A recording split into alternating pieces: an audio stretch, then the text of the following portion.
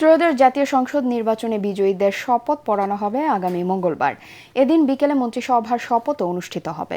এক প্রেস ব্রিফিংয়ে নির্বাচন কমিশনের সচিব আক্তার আহমেদ এসব তথ্য জানান। সচিব বলেন, মঙ্গলবার সকালে নবনির্বাচিত এমপিদের শপথ পড়ানো হবে। তাদের শপথ পড়াবেন প্রধান নির্বাচন কমিশনার এএমএম নাসির উদ্দিন। আর বিকেলে মন্ত্রিসভার সদস্যদের শপথ পড়াবেন রাষ্ট্রপতি মোহাম্মদ শাহাবুদ্দিন। তিনি আরও বলেন, শুক্রবার থেকে শপথের প্রস্তুতির কাজ শুরু হয়েছে।